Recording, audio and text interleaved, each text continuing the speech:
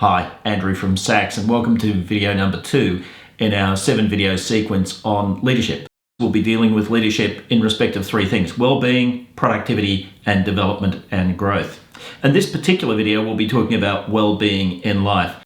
Now, the first thing that you've got to consider about well-being in life is the physical element of well-being. So historically, that's been the medical model, the absence of illness. You can't have high levels of well-being if you're ill. Occupational health and safety, healthy lifestyles, tobacco, drugs, alcohol, sexual health, mature health, all those sorts of things are things that organisations and members of the public can use as an important proxy for well-being. The absence of negatives in respect of these characteristics is a prerequisite, if you like, for higher levels of well-being in a psychological sense. Then we move across to the question of happiness, and happiness has been used as a proxy for psychological well-being. And this photo is of a fellow by the name of Dr. Ed Diener. Ed Diener is one of the pioneers of happiness research. He's sometimes called Dr. Happy, as a matter of fact. One of the famous studies that he did is he asked people to self-rate their cheerfulness on their first day of university, years later when they'd finished university and got jobs and all of those sorts of things. And what he discovered is that the people who rated themselves more cheerful ended up with better jobs in terms of paying more, and they indicated greater levels of satisfaction in their relationships and a whole range of things like that, which really was part of a groundswell of research into happiness and how it affects life.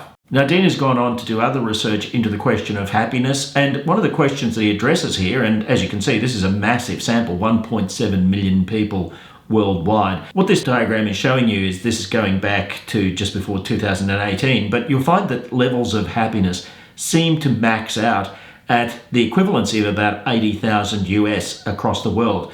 And you'll notice that if you go higher than that, in fact, levels of happiness start to decline. So if you're on the poverty line, an increase of dollars brings about a kind of a concomitant increase in well-being. So like a 15% increase in dollars might bring about a 15% increase in how satisfied and happy you are. But once you get to a certain level at this top end here, you'll see that people's levels of satisfaction and happiness tend to drop off as people go past that optimum level of income. Interesting, isn't it, when you think of how hard people work to become rich? Then we have the work of Martin Seligman, and Seligman came up with this acronym PERMA. The P stands for positive emotions: optimism, happiness, cheerful nonverbals. In other words, if you have enough happiness in your life, and by the way, there is evidence that you can pursue that, you can choose to be more cheerful, you can choose to smile more.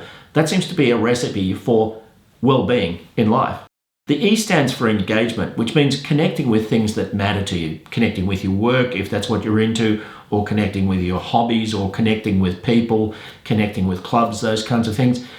Being engaged in your life is a really good thing. By the way, that's one of the reasons why people who spend their life immersed in screens tend to be less happy and have lower levels of well-being than people who are doing stuff in the real world. The R stands for relationships, and I touched on that in the E to a certain extent. We are social primates, and that sense of belonging seems to be very important to our well-being. And then M is for meaning, being part of something bigger, pursuing a cause, making the world a better place. Meaning is all about ensuring that I'm doing something which I think has an impact on the world. So that could be simple local things like being generous to people, or maybe it could be something broader like trying to improve the environment or social justice or something like that. And finally, accomplishments. People who have high levels of psychological well-being tend to have accomplishments and also get recognized for those accomplishments. So I did this and it worked out well, or I'm a really good cook, or people think I'm a very friendly person, or they just like me, or they think I've got a good sense of humor, or whatever. Those sort of accomplishments, recognition, seem to be really important. But the next question is, how much is important? And for that, we go to the research of John Gottman. And John Gottman's research demonstrates that there is something that he calls the magic ratio. And the magic ratio is that it seems that there's about 5 goods for every bad. If you take thousands of people, that seems to be a recipe for a satisfactory life. So if I get, let's say, 6, 7, 8 good things that happen to me for every bad thing that happens to me, then I'm likely to be happy and satisfied. If I get 3 or 4 good things for every one bad thing, then I'm unlikely to be happy. By the way, this goes for work relationships and for life partnerships as well. If my life partner gives me 1 or 2 good things for every bad thing, then chances are we separate.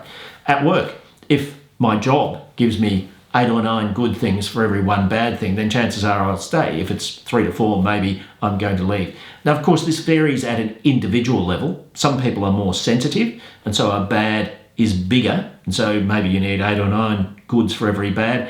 But in general, if you take thousands of people into account, the Gottman magic ratio seems to work.